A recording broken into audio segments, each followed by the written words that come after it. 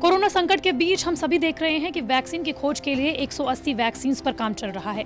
कई vaccine corona से लड़ने का दावा भी कर रही हैं। ब्रिटेन जैसे देशों में तो लोगों को कोरोना वैक्सीन लगनी भी शुरू हो चुकी है। हालांकि इस बीच कोरोना वायरस के संक्रमण को रोकने के लिए वैक्सीन से इतर दवा को लेकर रिसर्च जारी है। अमेरिका में एक ऐसी दवा जो अपने एडवांस क्लिनिकल ट्रायल के दूसरे और तीसरे चरण में है, इसके बारे में दावा किया जा रहा है कि ये महज 24 घंटे के भीतर ही कोरोना वायरस के प्रसार को रोक सकती है, जिसका नाम है मोलनुपीरवीर। कोरोना के खिलाफ वैक्सीन की खोज के लिए जारी रिसर्च के बीच शोधकर्ताओं ने एक नई एंटीवायरल ओरल दवा की खोज की है, जो 24 घंटे के भीतर ही कोरोना का प्रसार रोक सकती है। जॉर्जिया स्टेट यूनिवर्सिटी के इंस्टीट्यूट फॉर बायोमेडिकल साइंसेज के शोधकर्ताओं ने रिसर्च में पाया कि एंटीवायरल ड्रग मोलनुपीरवीर कोरोना वायरस के खिलाफ जारी जंग में गेम चेंजर साबित हो सकती है।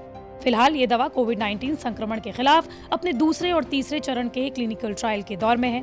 ये हम सभी जानते हैं कि किसी भी दवा या वैक्सीन को पास होने के लिए 3 चरणों को पास करना होता है। मोलनुपीरवीर एक प्रयोगात्मक एंटीवायरल दवा है जो मूल रूप से इन्फ्लुएंजा के इलाज के लिए खोजी गई थी।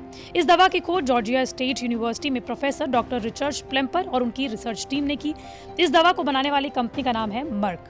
मोलनुपीरवीर को गेम चेंजिंग करार देते हुए इस दवा को विकसित करने वाले डॉक्टर रिचर्ड प्लेम्पर कहते हैं कि कोरोना ट्रांसमिशन को तेजी से ब्लॉक करने के लिए ओरल रूप से उपलब्ध दवा का ये पहला प्रदर्शन है।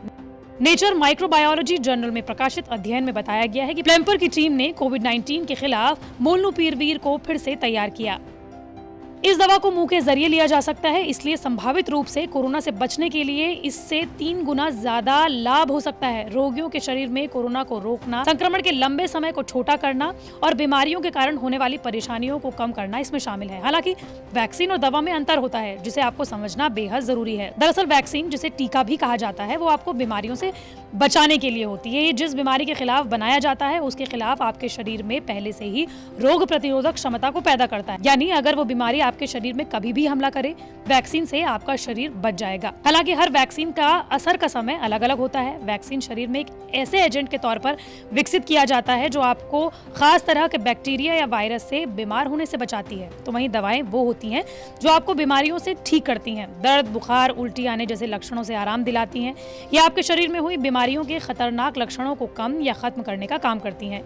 इससे आपको आराम मिलता है और बीमारी धीरे धीरे खत्म हो जाती है। दवाओं में गोलियां, पाउडर, जेल, क्रीम, लोशन या इंजेक्शन का इस्तेमाल होता है, जबकि वैक्सीन या तो सुई से शरीर में डाली जाती है या फिर मुंह के जरिए बूंदों के रूप में। दवा किसी केमिकल, हर्बल या बायोलॉजिकल उत्पाद से बनाई जा सकती है। इसको ज्यादा सही तरीके से समझने के लिए आप उदाहरण के तौर पर छोटे बच्चों को ले सकते हैं। जैसे जब बच्चा पैदा होता है तो उसे वैक्सीन यानी कि टीके लगवाए जाते हैं, जो उसे अगले कुछ सालों और भविष्य में होने वाली खतरनाक बीमारियों से लड़ने में मदद करती है। लेकिन जब बच्चा बीमार पड़ जाता है तो डॉक्टर उसकी बीमारी को ठीक करने के लिए उसे दवाएं देते हैं।